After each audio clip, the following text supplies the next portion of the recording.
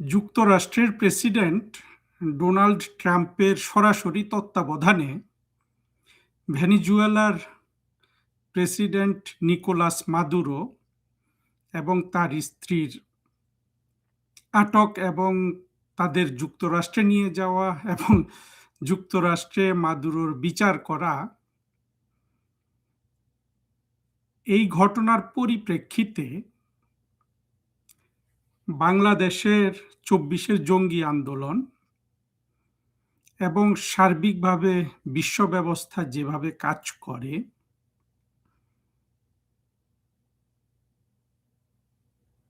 এই বিষয়গুলো কিভাবে যুক্তি দিয়ে চিন্তা করবেন তার উপর একটা আলোচনা করব। আলোচনা মাঝপথে থামাবো না, কারণ ৫,০০০ লোক দেখে এই ভিডিওগুলো। ৪-৫,০০০ লোক, বেশি লম্বা হলে ২-৪ জন দেখবে না, অসুবিধা নাই। কিন্তু পুরো ব্যাপারটা একটু যুক্তির পথে চিন্তা করানো যায় কিনা সেই অ্যাটেম্পটটা আমার থাকবে, যে আপনি কি যুক্তি দিয়ে চিন্তা করতে পারছেন না যুক্তি দিয়ে চিন্তা করতে পারছেন না। যুক্তির গুরুত্বটা হলো যে যতক্ষণ আপনি যুক্তির উপর আছেন, আপনার সাময়িক পরাজয় হলেও দীর্ঘমেয়াদে আপনি জয়ীদের পক্ষে থাকবেন। আর যদি আপনি যুক্তিহীন চিন্তা করেন, যুক্তিহীনদের সাথে থাকেন, যেমন ইসলামিক জঙ্গিবাদ, আপনার সাময়িক বিজয় হলেও আপনি চূড়ান্তভাবে পরাজিতদের পক্ষে থাকলেন। এখন দেখা যাক ভেনেজুয়েলার এই ঘটনাটা কেন ঘটল। যুক্তরাষ্ট্র উপস্থিত কারণ হিসাবে দেখালো যে মার্কিন যুক্তরাষ্ট্রে অনেক ড্রাগ সে সাপ্লাই দেয় মাদুরো সাহেব, এই জন্য তাকে ধরতে হবে। ধরার পরে প্রেসিডেন্ট ট্রাম্পের বক্তব্য এসেছে যে ভেনেজুয়েলার যে জ্বালানি তেলের যে খনি আছে, সেই খনি ব্যবসায় যুক্তরাষ্ট্র এখন প্রবেশ করবে। ফলে প্রেসিডেন্ট ট্রাম্প তো দুটো কথা দুই দিনও উনি কনসিস্টেন্টলি বলতে পারেননি। উনি যদি বলতেন যে আমি মাদুরোকে আটক করেছি, যুক্তরাষ্ট্রের এবারে আমি যুক্তরাষ্ট্রের ভিতরে যে কোকেইনের যে সাম্রাজ্য চলছে, আমাদের তরুণ জনগণ যে কোকেইন ইত্যাদি মাদক দ্বারা আসক্ত, সেটা এবার নির্মূলে সুবিধা হবে, আমি সেটা করব। সেটা কিন্তু তার বক্তব্যে আসেনি। এটা যেমন একদিকে সত্য, অর্থাৎ মার্কিন যুক্তরাষ্ট্রের প্রেসিডেন্ট যেটা করেছেন, যেটা বলেছেন, সেটা হলো বিশ্ব রাজনীতি যেভাবে চলে এসছে, যেটা একটা ভুল রাজনীতি, ভুল পথ কিন্তু চলে এসেছে, যেখানে আপনি পুরোপুরি ডারউইনের তত্ত্ব বলেন, এদের থিওরি অফ এভলিউশন বলেন, বিবর্তনবাদ বলেন, এটা দিয়ে আপনি এটা বিচার করতে পারেন। অর্থাৎ যে সবচেয়ে যোগ্য, যে অন্যকে মেরে কেটে গ্রাস করে বেঁচে থাকতে পারবে, সেই বিজয়ী হবে, সেই সেই টিকে যাবে, সোজা হিসাব। এবং বিশ্ব রাজনীতিতে আজ পর্যন্ত এটাই চলে এসেছে। তবে এটার একটা ভালো ধারাও আছে, আমি কনক্লুশনে হয়তো কথাটা বলবো। আর অন্যদিকে দেখেন যে মাদুরো বলুন বা যুক্তরাষ্ট্র যেসব দেশগুলোতে এইসব এই ধরনের হস্তক্ষেপ করে, সেগুলো তারা কিভাবে করতে পারে। সেখানে আমরা যদি মার্কিন যুক্তরাষ্ট্রের অসংখ্য এই রেজিম চেঞ্জ বলুন ইত্যাদি বলুন, সব জায়গায় যদি আমরা দেখি, প্রতিটা রাষ্ট্রের অভ্যন্তরীণ দুর্বলতার অনেক অব্যবস্থাপনা ইত্যাদি ছিল। মার্কিন যুক্তরাষ্ট্র সেখানে গিয়ে একটা শূন্যতার মধ্যে এই ঘটনাগুলো ঘটিয়েছে। কোনোটাই ন্যায়সঙ্গত না। আপনি যদি বিভিন্ন পলিটিক্যাল কি বলে, পলিটিক্যাল সায়েন্স, ইন্টারন্যাশনাল রিলেশনস, হাবড়ি জাবড়ি এইসব জিনিস পলিটিক্যাল সায়েন্স একটা ভালো সাবজেক্ট, ঠিক আছে, কিন্তু ইন্টারন্যাশনাল রিলেশনস এই ধরনের ধাপ্পাবাজি ডিসিপ্লিন দিয়ে আপনি এগুলা চিন্তা করতে পারবেন না। এখানে কোনো আইন কানুন নাই, কিচ্ছু নাই, আইন বানানোর চেষ্টা আছে। কিন্তু সব জায়গায় একটা কমন জিনিস, যেখানে এই বিদেশিরা যায় সেখানে হলো অভ্যন্তরীণ একটা ব্যাপক দুর্বলতা থাকে। তবে এই দুর্বলতা বাংলাদেশেরটা আর আর অন্য দেশটার সাথে একটা বিশাল পার্থক্য আছে। আমি সেই জায়গাটাও আসবো। আপাতত আমরা ভেনিজুয়েলার দুর্বলতাটা দেখি। দেখেন, ভেনিজুয়েলা এমন কোনো বড় দেশ নয়। দেশের, যদিও এই দেশে এখন আমরা জানতে পারছি যে এই দেশের যে তেলের যে রিজার্ভ, এইটা সারা বিশ্বের সবচেয়ে বড় বলা হচ্ছে। অর্থাৎ রাশিয়া, সৌদি আরব, ইরান এইসব দেশ না, বিশ্বের সবচেয়ে বেশি তেল আহ, রয়ে গেছে ভেনিজুয়েলাতে। এইটা একটা নতুন তথ্য, এটা আগে বোধহয় আমরা শুনিনি। যা হোক, তবে সেই তেল কতটা,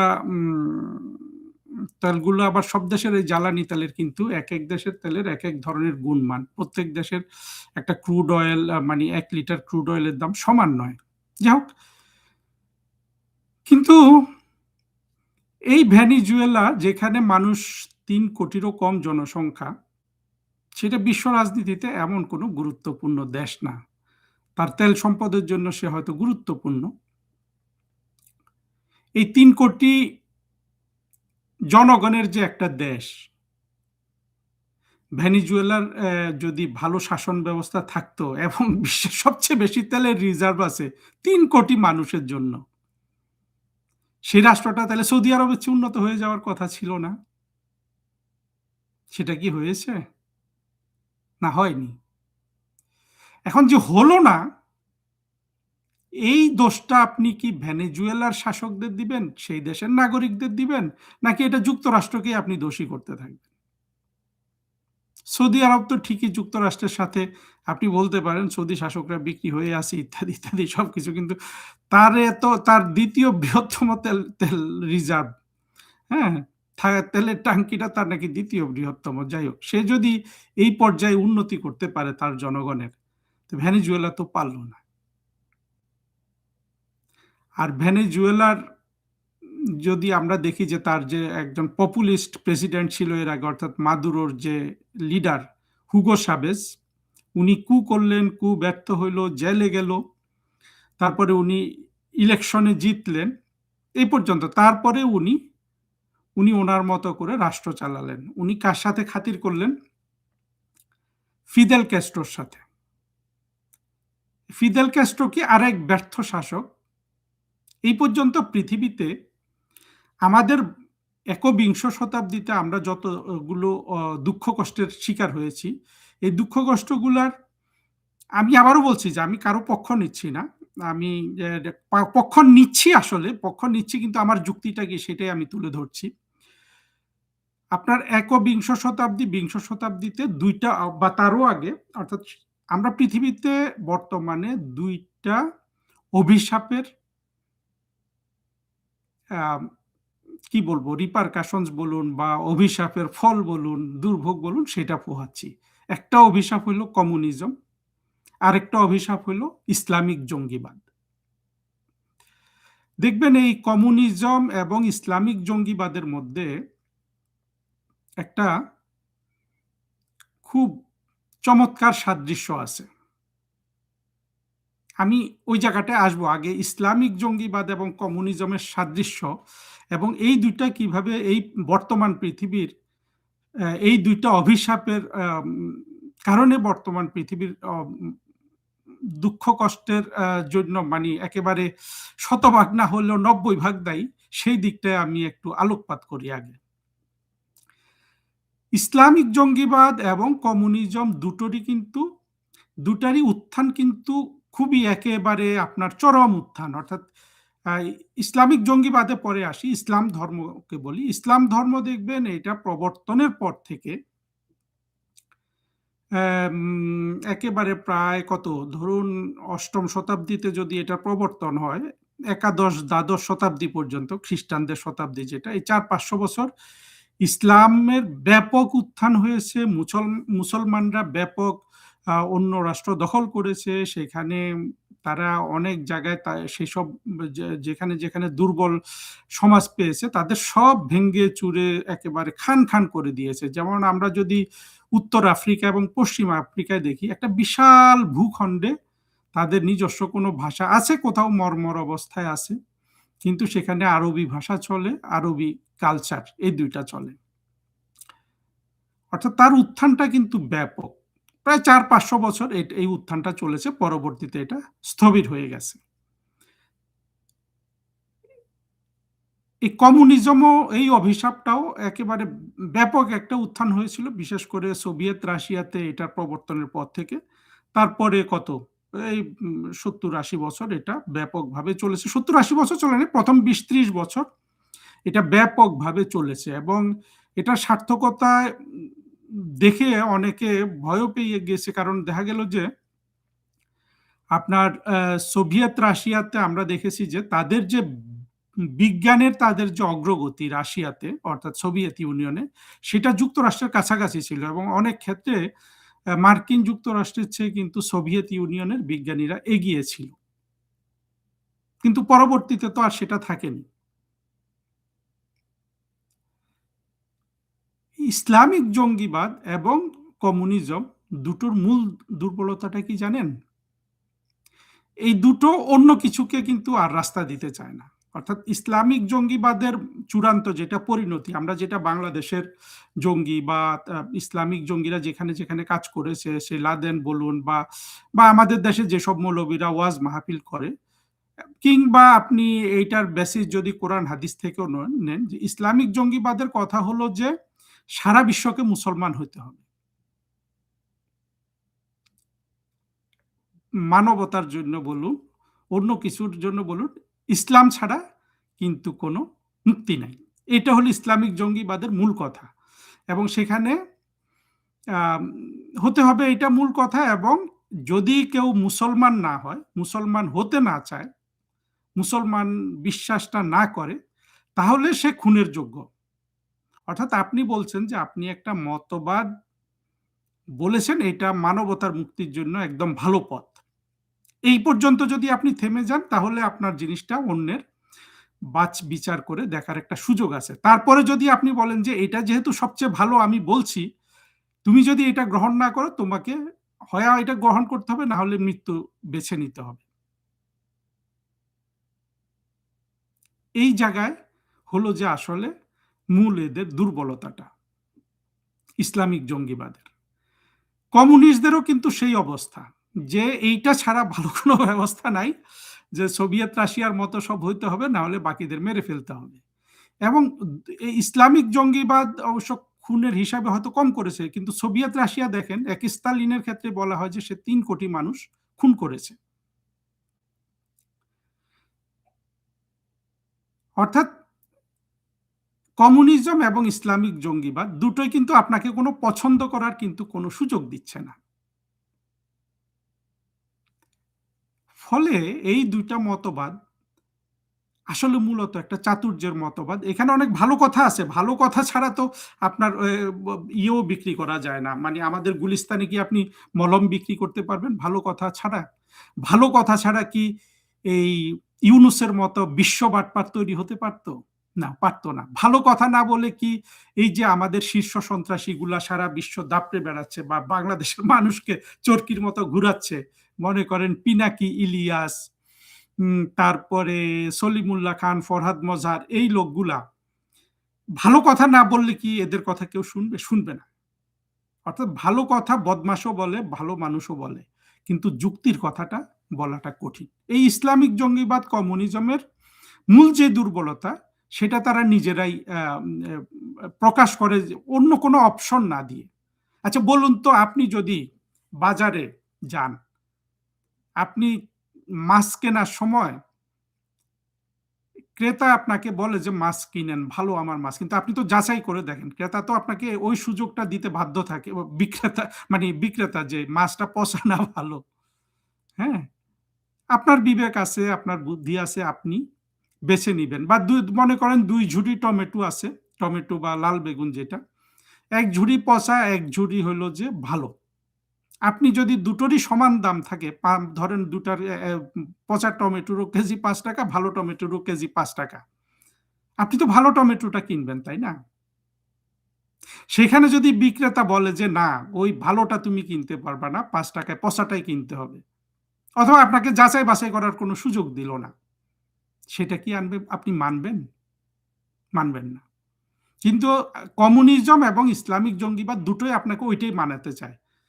আপনার যে টমেটো ভালো না মন্দ, এইটা যে আপনার বাছাই করার একটা যোগ্যতা আছে, আপনার এই স্বাভাবিক আক্কেল জ্ঞানের উপর ইসলামও নির্ভর করে না, কমিউনিজমও নির্ভর করে না।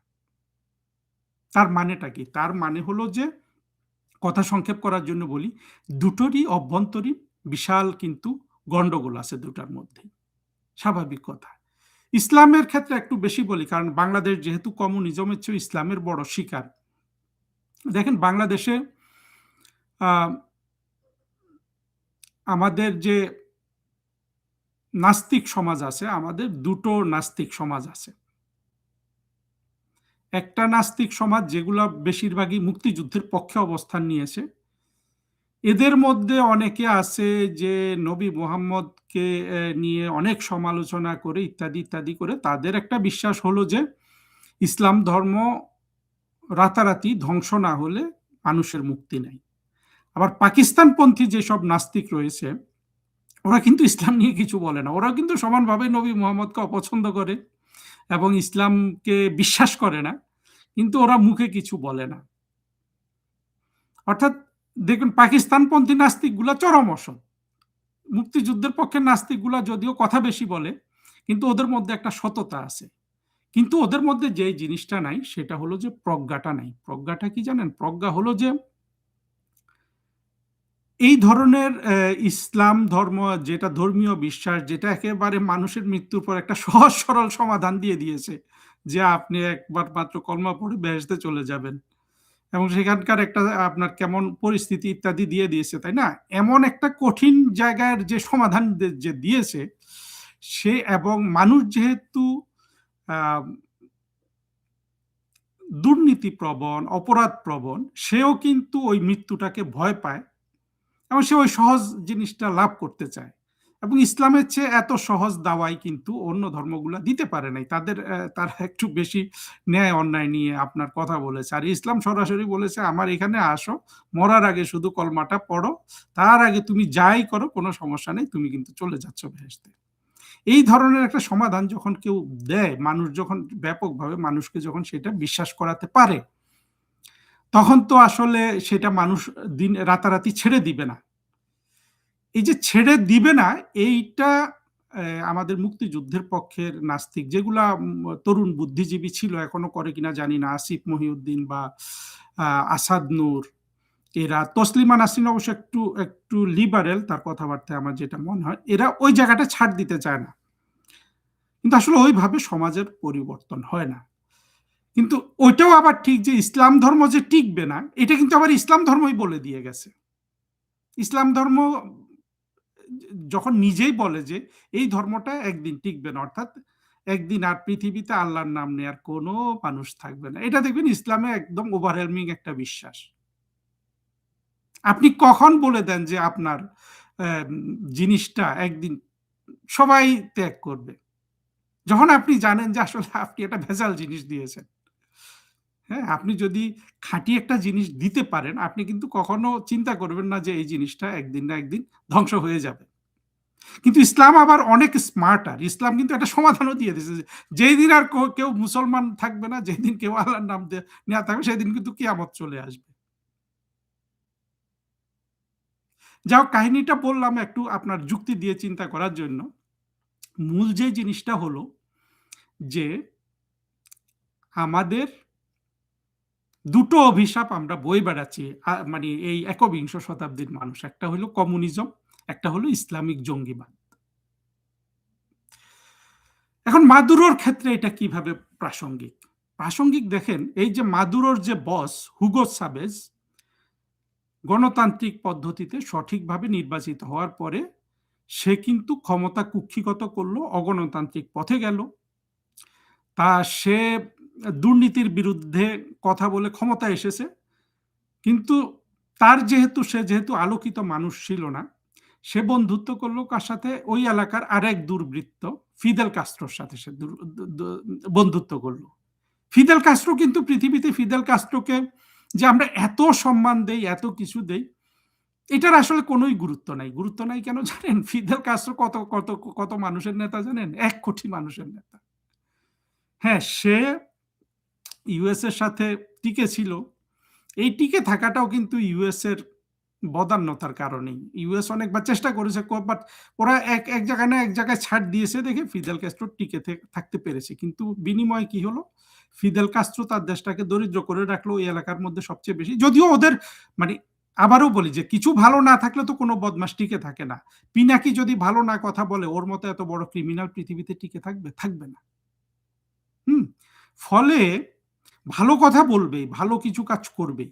কিন্তু আপনার দীর্ঘমেয়াদে দেখতে হবে যে সে কি আসলেই মানবতার শত্রু, না সে কি ফ্যানাটিক, সে কি ভালো কিছু করতে পারে? না, পারে না। এই ফিদেল ক্যাস্ট্রোকে গডফাদার মানলো সেই হুগো সাবেস। হুগো সাবেস ফিদেল ক্যাস্ট্রো থেকে ডাক্তার এগুলা নিত, আর হুগো সাবেস ফিদেল ক্যাস্ট্রোকে তেল দিত। অর্থাৎ ফিদেল ক্যাস্ট্রো এই দুটা দেশের উপরই যুক্তরাষ্ট্রের নিষেধাজ্ঞা ইত্যাদি ইত্যাদি ছিল, ফলে তারা কোহ্যাবিট করেছিল। ভুলটা কোথায়? ভুলটা হলো যে ওই অর্থাৎ সাভেজ দেখিয়েছে যে কমিউনিস্টদের প্রতি লিন, সে কমিউনিস্ট হয়ে যেতে চেয়েছিল। বিশ্বাসে কমিউনিস্ট কিনা আমি জানি না, কিন্তু কমিউনিস্টরা যেই ভুলটা করে, ইসলামিক জঙ্গিবাদ যেই ভুলটা করে, হুগো সাবেজ সেই ভুল করে তার রাষ্ট্রকে চালাচ্ছিল। এই যে নিকোলাস মাদুরো, এই মাদুরো কি ছিল জানেন? আপনারা সবাই জানেন এটা। মাদুরো ছিল আপনার ভেনিজুয়েলার রাজধানী কারাকাস শহরের এক বাস ড্রাইভার। সে ওই হুগো সাবেজের চোখে চলে আসছে, কারণ হুগো সাবেজ এক সময় জেলে ছিল, মুক্তির জন্য আন্দোলন করেছে, একদম শ্রমিক শ্রেণীর একজন লোকজন, তাতে কোনো সমস্যা নেই। আর সাবেজ কি করলো? এই নিকোলাস মাদুরোকে আপনার তার পররাষ্ট্রমন্ত্রী বানালো। বেশ কয়েক বছর সে পররাষ্ট্রমন্ত্রী ছিল। খেয়াল করে দেখবেন, আমি হিসাব করে বলতে পারবো না কত বছর ছিল, বেশ কয়েক বছর। অর্থাৎ মাদুরোর সময় বেশ বড় একটা লম্বা সময়। একটা লোক, একটা বাস ড্রাইভার, কোনো সমস্যা নেই, সে যদি কূটনীতি বোঝে, সে যদি ভালো ইংরেজি বলতে পারে, তাহলে তো বাস ড্রাইভার হোক কি বা মুচি হোক বা কি হোক, সেটা তো কোনো সমস্যা না। কিন্তু আসলে নিকোলাই মাদুরো কোনোটাই ছিল না। সে ওই একজন স্বাভাবিক বাস ড্রাইভারই ছিল। হয়তো সে হ্যাঁ ভালো কিছু চিন্তাও করতে পারতো, কিন্তু সে ইংরেজি ভাষাও বলতে পারতো না। পারতো আমার মনে হয় নাই আর কি, আমি কখনো তাকে দেখি না ইংরেজি ভাষায় কথা বলতে। দেখেন, একটা ৩ কোটি লোকের দেশ, অর্থাৎ বা ২.৫ কোটি লোকের দেশ, সেই ভেনেজুয়েলা, তার রাষ্ট্রপতি কত বড় বেত্তমিজ হলে সে একটা বাস ড্রাইভারকে ফরেন মিনিস্টার করে। অর্থাৎ সে বুঝতে পেরেছে যে কূটনীতি তার তার তার দরকার নেই। যেটা আমি মনে করি আমাদের মুক্তিযুদ্ধের পক্ষে শক্তি প্রধানমন্ত্রী শেখ হাসিনারও এই ধরনের একটা ভ্রান্তি আছে। আপনি যখন একটা বাস ড্রাইভারকে ফরেন মিনিস্টার করেন, দীর্ঘ সময়, আপনি যতদিন প্রেসিডেন্ট সে ততদিন ফরেন মিনিস্টার, সেই রাষ্ট্রটা কি, অর্থাৎ সাবেজ বা এই মাদুরো, এরা কি কূটনীতিটাকে, যে কূটনীতির কোনো দরকার আছে এটা সে মনে করে না। অর্থাৎ তার কূটনীতিটা হয়ে যায় তখন ট্রানজ্যাকশনাল, অর্থাৎ তুমি আমাকে এটা দাও, আমি তোমাকে ওইটা দিই, যেটা ওই সাবেজ আর ফিদেল কাস্ট্রো করেছিল। বাংলাদেশের কূটনীতিও তাই, আপনার ট্রানজ্যাকশনাল, এখানে কূটনীতির কোনো কিন্তু আপনার কোনো কূটনীতি করার কোনো স্কোপই নাই। অথচ বাংলাদেশের কূটনীতি দেখেন, আমার কথাগুলো অনেকে স্প্রলিং, কিন্তু চিন্তা করবেন, মানে ওই ১০ মিনিটের ভিডিও করে এগুলো আমি আপনাদের বুঝাতে পারবো না। দেখেন, বাংলাদেশের মুক্তিযুদ্ধের পক্ষের শক্তির একটা ভালো আইডিওলজি, যে একটা ধর্মনিরপেক্ষ, আর আপনার কি, যে একটা অসাম্প্রদায়িক বাংলাদেশ, যেটা আমাদের মুক্তিযুদ্ধের ৭২-এর সংবিধানের যে চেতনা, এটা সারা বিশ্বের সেলেবল একটা একটা একটা মতবাদ। তো এই মতবাদ যদি আপনি প্রতিষ্ঠিত করতে হয় বা মানুষকে বোঝাতে হয়, আপনার কূটনীতির দরকার আছে না? তার জন্য আপনার কূটনীতিবিদ তৈরি করতে হবে না? আপনি ফরমালি কূটনীতিবিদ তৈরি না করলেন ফরেন মিনিস্ট্রিতে, কিন্তু সমাজে শিক্ষিত লোক তৈরি করতে হবে না? মুক্তিযুদ্ধের পক্ষে শক্তি আওয়ামী লীগ কোনোটাই করেনি। ফরেন মিনিস্ট্রি তৈরি হয়েছে একটা হাটহাজারি মাদ্রাসা। আর আওয়ামী লীগের যেসব বুদ্ধিজীবী হয়েছে এরা থেকেও বাংলা ইংরেজি কোনো ভাষাই পারে না, কথা পারে না, কিছু পারে না। ফলে আমরা কিন্তু আমাদের যে কূটনীতি করে আমাদের যে মুক্তিযুদ্ধের চেতনাটাকে যে আমরা সারা বিশ্বে ছড়িয়ে দিতে পারতাম, সেই সুযোগটা আওয়ামী লীগ, বঙ্গবন্ধুর কথা বলতে পারবো না যে বঙ্গবন্ধুকে তো জঙ্গিরা মেরেই ফেলেছে, তাই না? শেখ হাসিনা ১৭ বছর রাজনীতি করলেন, দেশ চালালেন, উনি কিন্তু একবারও এই জিনিসটা ভাবেন নাই যে আমার তো একটা ভালো মতবাদ আছে, সারা পৃথিবীতে এটা জানাই, তাই না? না, সেই ধারে কাছে উনি যান নাই। যাও, উনি হয়তো সময় পান নাই। আবার আমাদের যারা স্বাধীনতা বিরোধী এরা তো সবাই জঙ্গি বা আধা জঙ্গি বা হাফ জঙ্গি বা মডারেট। ওই যে বিএনপির যে ফরেন মিনিস্টার ছিল, যে মডারেট মুসলিম কান্ট্রি বলে বলে আপনার কিছু কথাবার্তা বলতো। আমি জানি না এখন ওদের যদি ওরা ক্ষমতায় আসে, আমির খসরু মাহমুদ, হয়তো আমির খসরু বোধহয় মুর্শেদ খানের চেয়ে একটু বেটার হবে, আমি আমি নিশ্চিত। একটা ভালো ফরেন মিনিস্টার হওয়ার কিছু কিছু গুণ আমির খসরু মাহমুদ চৌধুরীর আছে। মোর্শেদ খানের তো সেটাও ছিল না, অর্থাৎ অনেক লিমিটেশন ছিল। কিন্তু মূলত আমির খসরু ভালো মন্দ তার তো বিক্রি করার কিছু নাই। সে ইসলামিক জঙ্গিবাদ কতটা বিক্রি করে, মডারেট মুসলমানের দেশ, এইটা এইটা সারা বিশ্বে বিক্রি করার কিছু নেই। অর্থাৎ তার কিন্তু তার বিক্রি করারই কোনো জিনিস নেই। আর জঙ্গিদের তো একেবারেই নেই। অথচ আমাদের মুক্তিযুদ্ধের পক্ষে শক্তির কিন্তু বিক্রি করার একটা জিনিস ছিল, কিন্তু আমরা কিন্তু কূটনীতিক তৈরি করিনি। আমরা সমাজেও কূটনীতিক তৈরি করিনি, সামাজিক কূটনীতিক যেমন তৈরি করিনি, ইন্টেলেকচুয়াল কূটনীতিক যেমন তৈরি করিনি, প্রফেশনাল যারা ফরেন মিনিস্ট্রির নেতৃত্ব দিবে সেখানেও কিন্তু আমরা কূটনীতিক তৈরি করিনি। মুক্তিযুদ্ধের পক্ষে শক্তির এটা একটা বড় ধরনের বিধ্বংসী ভুল ছিল। এই সব মানে ভুলের কিউমিলেটিভ প্রভাব ছিল 2024-এর পতন। যাই হোক, আবার মাদুরোর কাছে ফিরে আসি। দেখেন, এই মাদুরোর কিন্তু ওই ওই ওই ওই ওই সাভেজ এবং Maduro foreign minister, bus driver, ইংরেজি জানে না। হ্যাঁ, তার জ্ঞান বুদ্ধি খুব বেশি সেটাও আমার মনে হয় না। কারণ হলো যে জ্ঞান বুদ্ধির জন্য যে ধরনের চিন্তা, পড়াশোনা, সেটা সুযোগ সে কতটা পেয়েছে এটা খুব একটা তার কোনো কিছুতে পরিলক্ষিত না। অর্থাৎ পরিলক্ষিত হতো এই যে মাদুরো যে 2013 না কত সাল থেকে ওই ভেনেজুয়েলার প্রেসিডেন্ট আসে, সে তো কোনো প্রজ্ঞাবানের কাজ করে নাই এই বিশ্বের।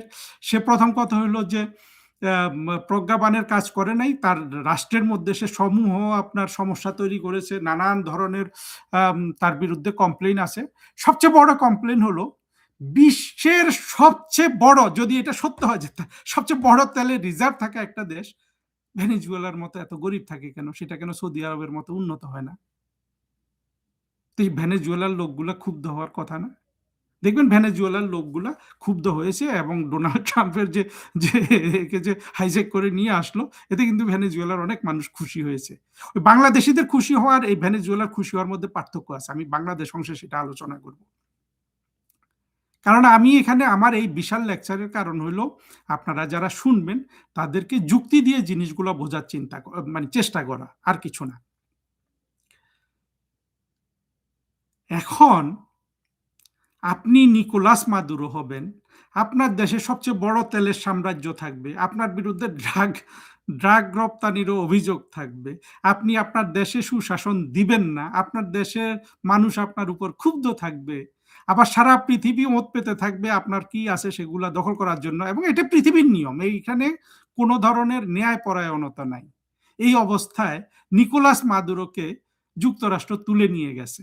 হ্যাঁ, আপনি এটা চিল্লাইতে পারেন সারাদিন, এটা বেআইনি করেছে, আন্তর্জাতিক, হ্যাঁ করেছে, আমি সেই জায়গাও আসবো। যুক্তরাষ্ট্র এখানে কোনো লাভের কিছু হয় নাই, সেই জায়গাটাও আমি একটু আলোচনা করব।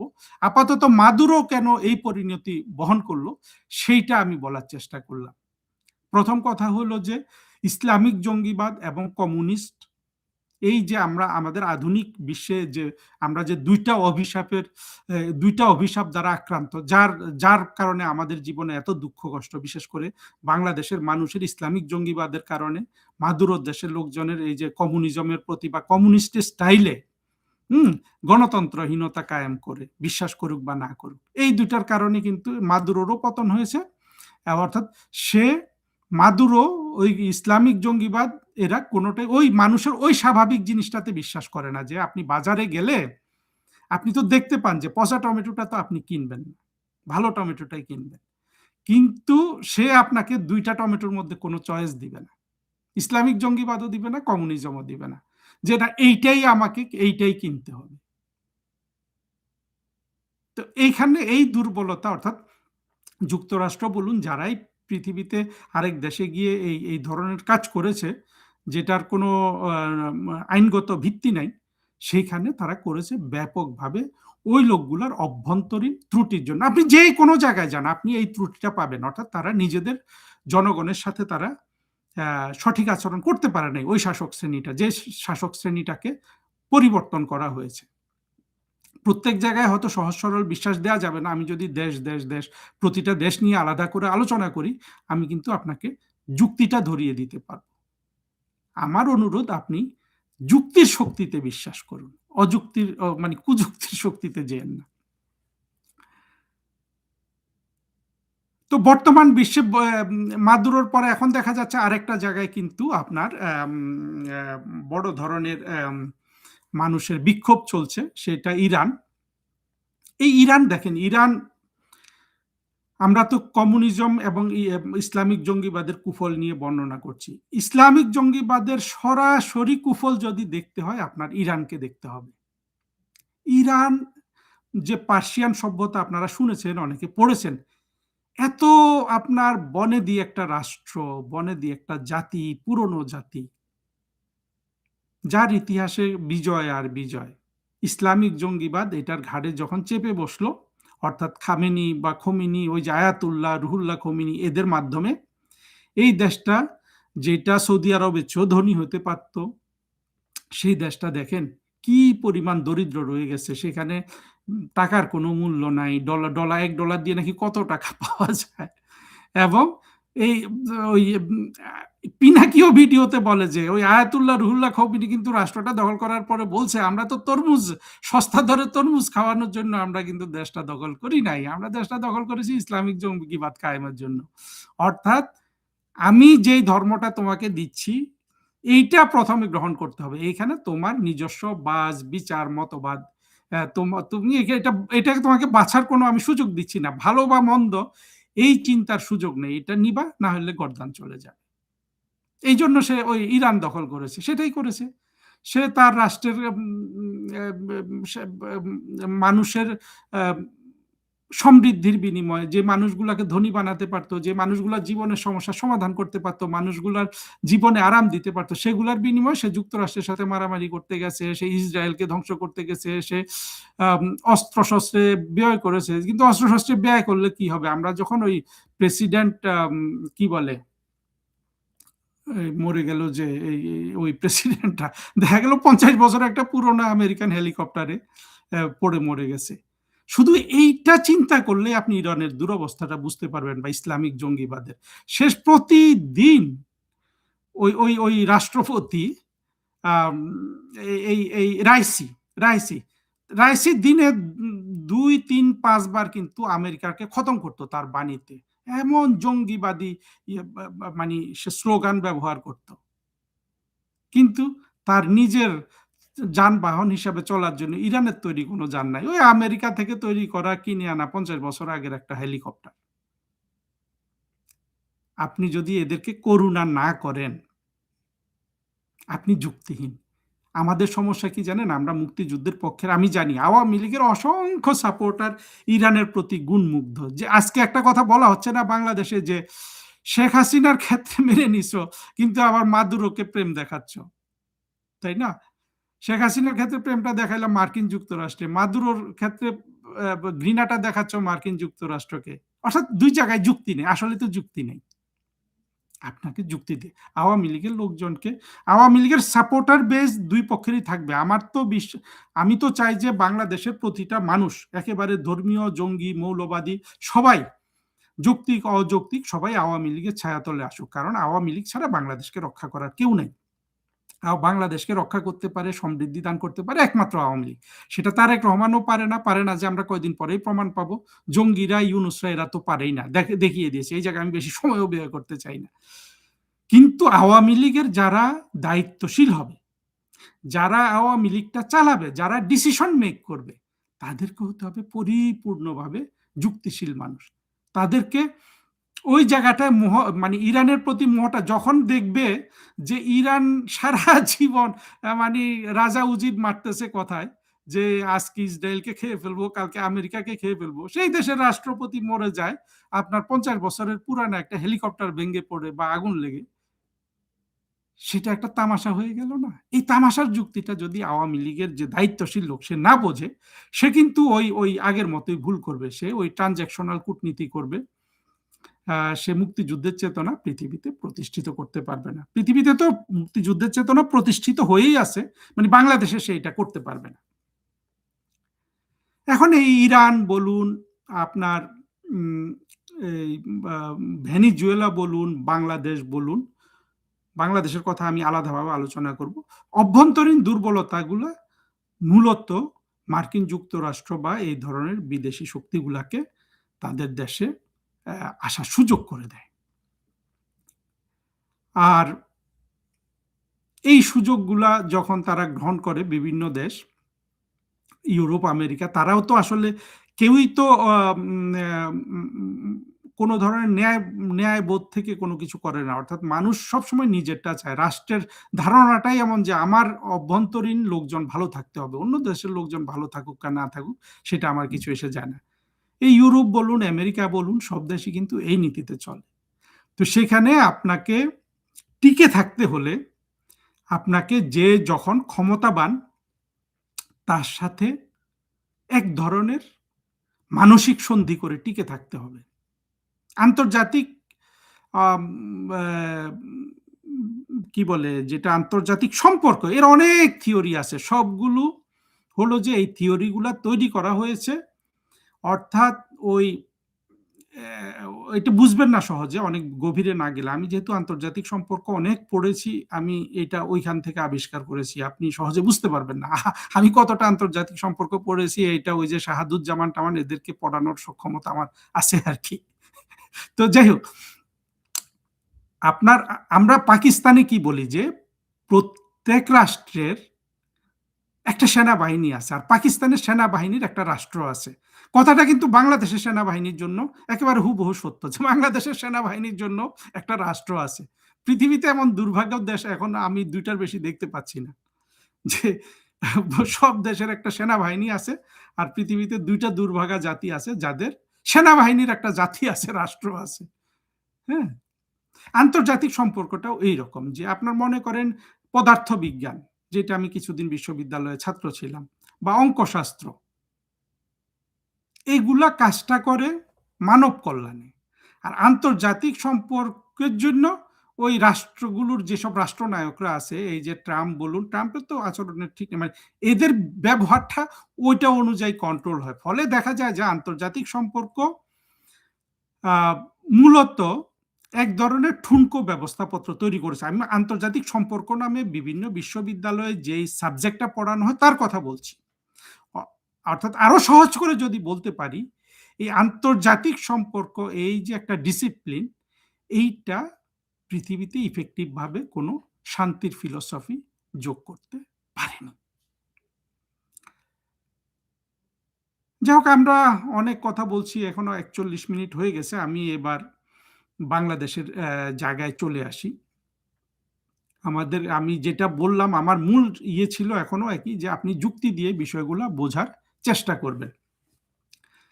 এখন আপনি বলতে পারেন, তাহলে এই যে মাদুরোর দোষ তুমি বলতেছো ফালায় দিছে, ইরানকে ফালায় দিবে বা না দিলেও ইরান তো মরেই আছে, মানে মরে আছে কি, একটা একটা দুষ্ট চক্র ইরানের শাসক গোষ্ঠী, এরা বেঁচে থাকলে কি মরে থাকলে কি, সে দেশের জনগণের তো ত্রাহি ত্রাহি অবস্থা।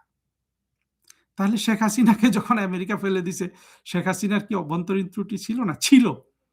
কিন্তু শেখ হাসিনার অভ্যন্তরীণ ত্রুটিটা কিন্তু পুরোপুরি আপনার মাদুরো ত্রুটির বিপরীত, কিংবা ইরানের যে জঙ্গি গোষ্ঠী তাদের ত্রুটির বিপরীত।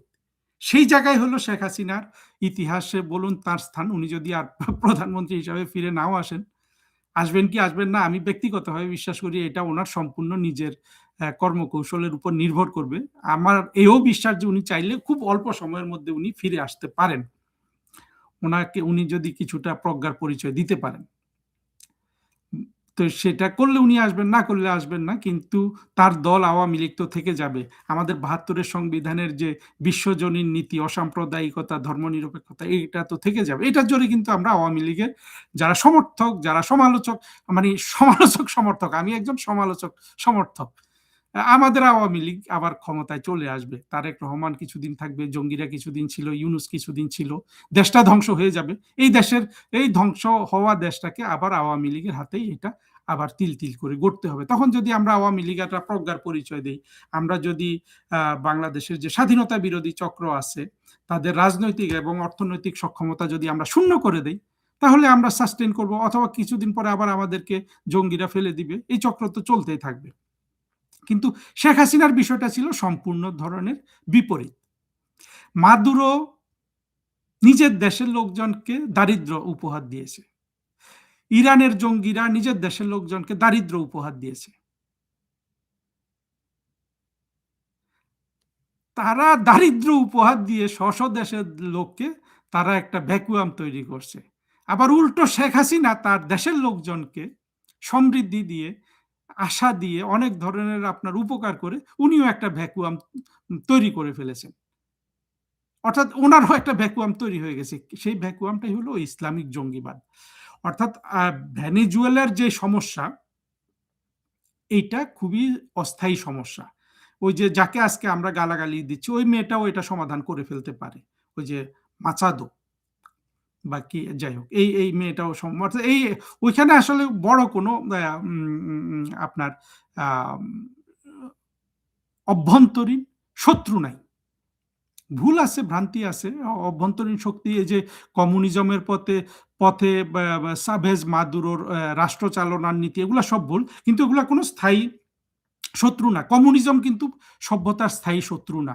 স্থায়ী শত্রু না দেখেন, না হওয়াতে কমিউনিজম থেকে চীন বের হয়ে এসে এমন একটা টেকসই পদ্ধতি তারা আবিষ্কার করেছে, অর্থাৎ সেটা তো তারা পৃথিবীতে অন্য দেশে ওইভাবে রপ্তানি করতে চায় না। তারা যদি এখন যেটা চালাচ্ছে সেটা যদি টেকসই হয়, পৃথিবী এইভাবেই নিবে, ভালোভাবে নিবে। আর রাশিয়া তো পুরোপুরি বের হয়ে আসছে, যদিও কমিউনিজমের প্রভাব এদের মধ্যে থেকে গেছে। কিন্তু ইসলামিক জঙ্গিবাদ হলো আপনার অনেক বেশি ক্ষতিকর একটা মতবাদ। কোনোভাবেই আপনাকে পচা টমেটো আর ভালো টমেটো বাজারে গিয়ে সে পরীক্ষা করে বাছাই করে আপনার আনতে দেবে না। এই ইসলামিক জঙ্গিবাদটা হলো আমাদের মুক্তিযুদ্ধে বিরোধী যে শক্তি, সেই বিরোধী শক্তিটার হলো মানে আমাদের সৌভাগ্য এবং দুর্ভাগ্য দুটোই যে এই ইসলামিক জঙ্গিবাদটা হলো, একে তো এটা খারাপ, আর এটা আমাদের স্বাধীনতা বিরোধী হওয়াতে এটা আমাদের জন্য ডাবল খারাপ হয়ে গেছে। অর্থাৎ এটা খুবই পরিহাসের বিষয়। শেখ হাসিনা একটা রাষ্ট্রের ভালো করেও মার্কিন সাম্রাজ্যবাদ বলুন, আমি মনে করি না যে মার্কিন সাম্রাজ্যবাদের, দেখেন শেখ হাসিনার যে পতন, এই মাদুরোর পতন একটা ৩ কোটি বা ২.৫ কোটি মানুষের দেশের একটা সরকার প্রধান, সেটা ট্রাম্প সাহেব সরাসরি তত্ত্বাবধানে কিন্তু এই মাদুরোর পতন ঘটিয়েছেন। আর শেখ হাসিনার যদি পতন ঘটিয়েও থাকে, এটা হয়েছে একেবারে কেরানি পর্যায়ের, ওই পিটার হাস বা ডোনাল্ড লু পর্যায়ের। অর্থাৎ আমাদের জন্য পতনটা অনেক বেশি লজ্জার আর কি। ওই ওই ২ কেরানি মিলেই করে ফেলেছে এই বাংলাদেশের জঙ্গিদের সাথে মিলে। যদি হয়ে থাকে, বাস্তব অবস্থা আমি বলতে পারবো না কি হয়েছে না হয়েছে, বাট হয়েছে এটাও সত্য। কোন পর্যায়ে কতটুকু হয়েছে সেগুলা গবেষণার বিষয়, বা যারা এটা, কিন্তু জিনিসটা হলো যে শেখ হাসিনার পতনটা হয়েছে একেবারে উল্টো কারণে, মাদুরোর চেয়ে উল্টা কারণে, বা ইরানের জঙ্গিদের।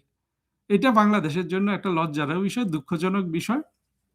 অর্থাৎ এর তাহলে শেখ হাসিনার পতনটা উনি কিভাবে ঠেকাতে পারতেন? এটা দুইভাবে, এটা ঠেকানোর কিছু ছোট ছোট উপায় ছিল। একটা ছিল আপনার আমাদের যে মুক্তিযুদ্ধের চেতনায় আমরা যেটা বিশ্বাস করি বলে আমরা আওয়ামী লীগ থেকে বা আমাদের ৭২ সংবিধানে প্রচার করি, সেইটা নীতি হিসাবে প্রজ্ঞার সাথে বাস্তবায়ন করা, এবং এই নীতি বিরোধীদের বাংলাদেশের অর্থনৈতিক এবং রাজনৈতিক ক্ষমতা থেকে সরিয়ে ফেলা, যেটা আওয়ামী লীগ করে তো নাই।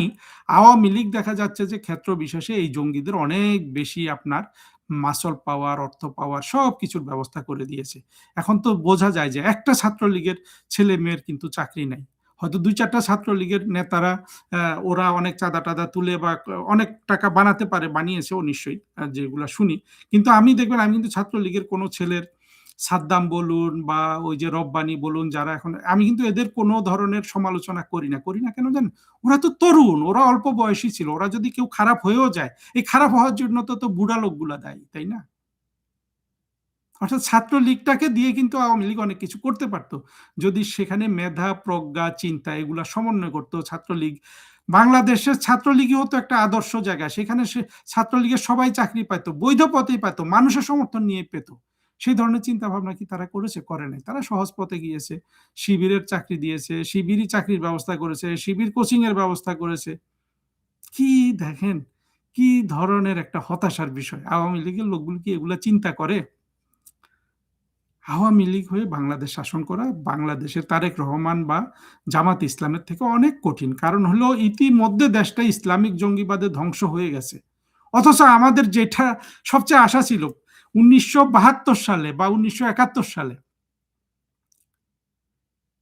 যে আশাবাদ তৈরি হয়েছিল যে পৃথিবীতে একমাত্র একটা মুসলিম দেশ, মুসলিম প্রধান দেশ, যেটা আধুনিক গণতান্ত্রিক রাষ্ট্র হবে। আর ৫৩ বছরে এসে দেখা গেছে যে পৃথিবীর জঘন্যতম জঙ্গি রাষ্ট্র হইল, জঙ্গি প্রভাবাধীন এবং ঘৃণা প্রচারকারী রাষ্ট্র হইল এই বাংলাদেশ। কি পরিহাস না এটা আমাদের জীবনে! যা হোক, আবারও বলি যে এত কথা বলছি যে যুক্তি দিয়ে চিন্তা করার জন্য। তো আজকে শেষ আলোচনাটা করবো যে মার্কিন যুক্তরাষ্ট্র কি লাভ করলো মাদুরোকে আটক করে। আসলে মার্কিন যুক্তরাষ্ট্র লাভ কি করেছে সেটা সবাই বলছে, তেল তুল ইত্যাদি ব্যবসা বাণিজ্য। মার্কিন যুক্তরাষ্ট্র দীর্ঘমেয়াদে নিজের জন্য প্রচন্ড একটা ক্ষতি করলো। ক্ষতিটা কি দেখেন, কয়দিন আগে তুলসী গাব্বার গলা উঁচিয়ে বলেছে না তারা রেজিম চেঞ্জ টেঞ্জ করবে না, এটা করতে অনেক টাকা লাগে ইত্যাদি লাগে। আজকে তুলসী গাব্বার আর এই ডোনাল্ড ট্রাম্প কি এক লাইনে আছে? বস আর সাবঅর্ডিনেট। কারো যদি নৈতিক আদর্শ থাকে তাহলে তো এক লাইনে থাকার কথা না। মনে মনে হইলেও তো ক্ষুব্ধ হয়েছে। কিন্তু সেটাও বাদ দিলাম, সেটা তাদের অভ্যন্তরীণ বিষয়। কিন্তু মার্কিন যুক্তরাষ্ট্র নগদ একটা আপনার সারা পৃথিবীর সামনে তার তার ইমেজ চলে গেল না? কয়দিন আগে তুলসী গাব্বার প্রেসিডেন্ট ট্রাম্পের নীতি ঘোষণা করে যে তারা অন্য দেশগুলাতে আর নাক গলাবে না। তো গলালো তো। তো এইখানে কিন্তু মার্কিন যুক্তরাষ্ট্রের আপনার নাক কাটা গেছে। দীর্ঘমেয়াদে অনেক বড় ক্ষতি হয়েছে। মার্কিন যুক্তরাষ্ট্র মূলত একটা উত্থিত রাষ্ট্র ছিল। এই রাষ্ট্রটা ইঞ্জিনিয়ারিং কৌশল দিয়ে, অর্থাৎ ফলিত বিজ্ঞান দিয়ে, মৌলিক কোনো বিজ্ঞান না, মৌলিক বিজ্ঞান, মৌলিক চিন্তা কোনো কিছু মার্কিন যুক্তরাষ্ট্রে তৈরি হয়েছে সেটা আমি দেখিনি।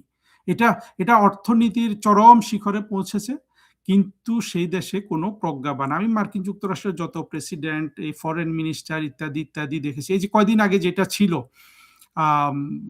ওই ছেলেটার নাম কি ছিল, ব্লিংকেন, তো আমার কাছে মনে হয়েছে মাদুর হচ্ছে অশিক্ষিত। তো এই ধরনের লোকজন দিয়ে আপনি তো বেশি কিছু আশা করতে পারেন না। একদিক থেকে এই রাষ্ট্রটা যা উঠার উঠে গেছে। এমনকি ইউরোপেরও তাই অবস্থা বর্তমানে। মানে আমাদের যে বিজ্ঞানের যে সুবিধা নিয়ে এবং আপনার অতীতে কলোনি টলোনি ইত্যাদি থেকে মাল সামানা নিয়ে গিয়ে অর্থনীতির যে যতটুকু সমৃদ্ধি লাভ করতে পারে পশ্চিমা বিশ্ব সেটা করে ফেলেছে। তারা ওই জায়গায় আটকে গেছে, ওইখান থেকে তারা আর উপরের দিকে যেতে পারছে না। মার্কিন যুক্তরাষ্ট্রের প্রেসিডেন্ট ডোনাল্ড ট্রাম্পের এই কম্পালশন থাকতে পারে তার দেশের মানুষকে আরো কিছু সমৃদ্ধি দেয়া, তাদের তো অনেক ধরনের নীতি আছে যেটা মানুষ সবাই জানে, এখানে আলোচনা করার কিছু নাই। যে যুদ্ধ, অন্য জায়গায় যুদ্ধ হলে বা হলে তাদের অস্ত্র শস্ত্র বিক্রি হয় ইত্যাদি, এগুলো আছে। কিন্তু মোটা দাগে এইসব দেশগুলো আর চূড়ান্ত সমৃদ্ধির দিকে যেতে পারবে না। প্রকারান্তরে দেখা যাচ্ছে চীন বা আগে যেগুলো ডেভেলপিং কান্ট্রি ছিল, যেগুলোকে তৃতীয় বিশ্ব বলা হতো, সিঙ্গাপুর বলুন, কোরিয়া বলুন, এই ধরনের অনেক রাষ্ট্র কিন্তু এখন অর্থনৈতিকভাবে অনেক দূর এগিয়ে গেছে নানান ধরনের করে। এই ধরনের একটা মানে আর এগুতে পাচ্ছে না মার্কিন যুক্তরাষ্ট্র। সেখানে ভারত, রাশিয়া, চীন এই শক্তিগুলো উপরে উঠে আসছে। এমন অবস্থায় মার্কিন যুক্তরাষ্ট্রের মাদুরোকে ধরে নিয়ে আসে। এর আগে ওরা জেনারেল নোরিয়েগা অর্থাৎ পানামার আর এক স্বৈর শাসককে ধরে নিয়ে এসেছিল। আরো অনেক জায়গায় ওরা ইয়ে করেছে, পতন ঘটিয়েছে, সাদ্দাম ইত্যাদি ইত্যাদি অনেক কিছু আছে। কিন্তু বর্তমানে মার্কিন যুক্তরাষ্ট্রের যদি প্রজ্ঞা, ওই যে তুলসী গাব্বার যে বক্তৃতা দিয়ে, ওটা কিন্তু প্রজ্ঞার বক্তৃতা, কিন্তু সৎভাবে তো দেয় নাই। 2 দিনও কিন্তু কথার মধ্যে ওরা টিকে থাকতে পারে নাই। এখন মার্কিন যুক্তরাষ্ট্র এমন একটা নৈতিকভাবে আপনার পেছনে গেছে, এটা খুব সহজ জিনিস, আমি এখানে বেশি আলোচনা করব না, কারণ এটা আপনারা সবাই জানেন। এখন দেখেন রাশিয়া যে, এখন তো রাশিয়াকে সারা বিশ্ব বলবে যে ওই যে ওদের যে যে দেশটা ইয়ে ইউক্রেনের প্রতি অনেক বেশি ভালো ব্যবহার করেছে। যদিও সে যুদ্ধ করেছে, দেশের জমি দখল করেছে, কিন্তু নৈতিকভাবে সে একেবারে এই ধরনের একটা রেকলেস কাজ করে নাই। ওই যে জেলেনস্কিকে আর তার বউকে নিয়ে ওই ইয়েতে মস্কোতে নিয়ে যায় নাই। বা ভারত যদি ভবিষ্যতে তার আশেপাশের পাকিস্তান, বাংলাদেশ এগুলোর উপরে এই ধরনের ব্যবস্থা নিতে চায়, বা অন্য কোনো যেসব দেশ উন্নত হচ্ছে, তখন হয় কি সারা বিশ্ব থেকে বড় ধরনের নৈতিক ভয়েসটা আর উঠানো যাবে না। আর জাতিসংঘ তো কখনোই কার্যকর কোনো প্রতিষ্ঠান ছিল না। জাতিসংঘ নিয়ে আমার কোনোদিন ইচ্ছা হলে একটা লেকচার দেওয়ার মানে চিন্তা আছে। যাই হোক, সব কথা হলো যে মার্কিন যুক্তরাষ্ট্র এমন ভাবে, মানে যুক্তির জায়গায় এমন ভাবে একটা খারাপ কাজ করে ফেললো ডোনাল্ড ট্রাম্পের চিন্তাহীন সরকার, বা কার চিন্তাহীন জানি না, যে তার যে আপনার একটা বিশ্বের 1 নাম্বার সুপার পাওয়ার হিসাবে তার যে আরো কিছুদিন, মানে তার, সে যদি আগামী 50 বছর টিকে থাকতো, সেটা এখন 20 বছরে 25 বছরে নেমে আসবে এই মাদুরোকে আটকের দিক থেকে। কারণ হলো যে আপনার পৃথিবী চলে যুক্তিতে। এখন ডোনাল্ড ট্রাম্প তো এখানে যুক্তির কাজটা করতে পারেনি, তাই না? সে যেই যুক্তি নিজে দিয়েছে কয়দিন আগে তুলসী গাব্বার্ডকে দিয়ে বলিয়েছে যে আমি আর মানে মার্কিন যুক্তরাষ্ট্র আর কোথাও হস্তক্ষেপ করবে না, তো করে ফেললো। হ্যাঁ, এখন মাদুরোর দোষ দেওয়া যেতে পারে, সে যদি এত কোকেন আসে কোত্থেকে আমেরিকাতে, কিন্তু সেটা হলো যে এইটা এইভাবে না, মানে জিনিসটা হলো যে কোকেন যদি মাদুরো পাঠিয়েও থাকে, সেটা এঙ্গেজমেন্টের মধ্য দিয়ে যেতে হতো। এবং আরেকটা জিনিস হলো কি, মাদুরো কিন্তু গত কয়েক মাসে অনেক ধরনের কম্প্রোমাইজে যেতে চেয়েছিল, অর্থাৎ ট্রাম্প তার ইগো দেখিয়েছে যে মাদুরোর সাথে সে কোনো কম্প্রোমাইজ করবে না, অর্থাৎ মাদুরো তার গৃহীত ব্যবস্থাটির পার্ট হবে না, পার্ট হবে ওই ওই মাচাদো। যার কারণে ওই ইগো, আপনি যখনই কোনো ইগো দিয়ে কোনো কাজ করবেন যে আমার সাদ্দাম হোসেনকে কিল করতেই হবে, মাদুরোকে আটক করতেই হবে, সেখানে একটা দীর্ঘমেয়াদে কিন্তু পরাজয়ের বীজ আপনি তৈরি করলেন। আমি মনে করি শেখ হাসিনার ক্ষেত্র হয়তো ইগো কাজ করেছে কিনা, যে যুক্তরাষ্ট্রের সাথে কূটনীতি করবে কিনা। আমি যেহেতু ফরেন মিনিস্ট্রির লোক ছিলাম, আছি, আমি তো এগুলো ভালোভাবেই জানি যে প্রধানমন্ত্রী শেখ হাসিনা আমেরিকার সাথে কোনো কূটনীতির ধারই ধারেন নাই, বা যাদেরকে দায়িত্ব দিয়েছেন তাদের তো আসলে কূটনীতি করার কোনো যোগ্যতা নাই। আপনার যেসব ফরেন মিনিস্টার উনি নিয়োগ করেছেন, অবশ্য লোকও নাই, এটাও সত্য কথা, কিন্তু এরা তো কেউ মাদুরো ফরেন মিনিস্টার ছিল, আমাদেরও কয়েকজন, নামই নিলাম না। এদের সবারই তো প্রজ্ঞা বলুন, আলাপ আলোচনা করার সক্ষমতা বলুন, বা আমাদের মুক্তিযুদ্ধের যে চেতনা, এটা একটা মন্ত্রীও কিন্তু মুক্তিযুদ্ধের চেতনার ধারে কাছে যেতে পারে নাই। ওই রিয়াজ হামিদুল্লাহ এখন যে ইউনুসের ডাকে, ইউনুসের যে হাই কমিশনার আছে দিল্লিতে, এই জঙ্গি, বা উনি আরেক জঙ্গি, উনি 7 বছর ফরেন সেক্রেটারি রেখেছিলেন, শহীদুল হক। এইভাবে শহীদুল হক অবশ্য জঙ্গি না, কিন্তু ভাবধারায় ওই ধরনের আর কি। রিয়াজ হামিদুল্লাহ হলো পরিপূর্ণভাবে একজন ইসলামিক জঙ্গি। তো উনি তো চিন্তা করেন নাই যে আমি আমার যে এত সুন্দর একটা মতবাদ আমার বাবা তৈরি করেছে একটা সংবিধানের মাধ্যমে, সেটা আমি সারা বিশ্বে ছড়িয়ে দেই। সেটা আমি জানি না শেখ হাসিনা একবারও চিন্তা করেছেন কিনা, করলে তো আসলে একটা ফরেন মিনিস্ট্রি যেটা একটা একটা তার হাতিয়ার হতে পারতো, এই এত অবহেলায় উনি ওটাকে রাখতেন না। তো যা হোক, আমাদের যে যেই জায়গায় এসে কথাটা, বা ওই জায়গাটায় বলি যে মার্কিন যুক্তরাষ্ট্র দীর্ঘমেয়াদে অনেক ক্ষতিগ্রস্ত হলো। মার্কিন যুক্তরাষ্ট্রের প্রতিযোগী যেসব রাষ্ট্র, চীন, ভারত, রাশিয়া, বা অন্যদিকে ব্রাজিল, এইভাবে যেসব রাষ্ট্রগুলো এখন উদীয়মান শক্তিশালী রাষ্ট্র, তাদেরকে উনি অনেক ধরনের, এই প্রেসিডেন্ট ট্রাম্প অনেক মানে পথ দেখিয়ে দিলেন কিভাবে আশেপাশের দেশগুলোর সাথে তাদের মতের মিল না হলে, বা কোনো কিছুর সমস্যা হলে কিভাবে তাদের সাথে ব্যবহার করতে হবে। হয়তো কোথাও যুদ্ধ লেগে যাবে, কোথাও ইয়ে হয়ে যাবে, কিন্তু মানে ভালো পদ্ধতি এটা না আর কি। আমি বিশ্বাস করি কূটনীতি হলো ভালো পদ্ধতি। আহ, কেউ প্রজ্ঞার অভাবে করে না, কেউ ক্ষমতা ইগোর জন্য করে না। আর আহ, আশেপাশে যেসব তাইওয়ান বলুন, ইউক্রেন বলুন, বাংলাদেশ, পাকিস্তান বলুন, এই দেশগুলোর জন্য প্রতীকীভাবে অনেক বিপদ যে তৈরি হতে পারে, সেটা প্রেসিডেন্ট ট্রাম্প, এবং তৈরি হলে যে ওটা যৌক্তিক হবে, ওই প্রেসিডেন্ট ট্রাম্প এই ধরনের একটা জিনিস প্রতিষ্ঠিত করেছেন। ফলে এই তার যে প্রতিদ্বন্দ্বী দেশগুলা, এখানে ব্যাপক ব্যাখ্যা করে যাব না, ভিডিওটা বড় হয়ে যাচ্ছে। এই তার যে প্রতিদ্বন্দ্বী দেশ এখন ভারত, চীন, রাশিয়া, এদের কাছে উনি নৈতিকভাবে পরাজিত করেছেন মার্কিন যুক্তরাষ্ট্রকে, ডোনাল্ড ট্রাম্প। এবং বিশ্বে অনেকদিন সুপার পাওয়ার থাকার কারণেও হয়তো, এবং অর্থনৈতিক অবস্থা আর উন্নতি করতে না পারার কারণে তাদের মাথা খারাপও হয়ে থাকার কথা। আর মার্কিন যুক্তরাষ্ট্রে কখনোই প্রজ্ঞাবান শাসক তৈরি হয় নাই, প্রজ্ঞার কোনো আপনার কূটনীতি তারা করে নাই। আমরা শেখ হাসিনাকে দোষ দিলে কি হবে, এই মার্কিন যুক্তরাষ্ট্র কখনো করে নাই। ওদের অনেক ইয়ে আছে, মানুষ এগুলা বিশ্বাস করে, কিন্তু তাদের অনেক নীতি টিতি এগুলো আছে, কিন্তু হয় কি কোথাও কোনো প্রজ্ঞা দেখা যায় না। ফলে মার্কিন যুক্তরাষ্ট্র একটা পতনশীল সুপার পাওয়ার হিসাবে তার পতনকেই ডোনাল্ড ট্রাম্প নৈতিকভাবে, কিছুটা দৈহিকভাবেও উনি ত্বরান্বিত করলেন।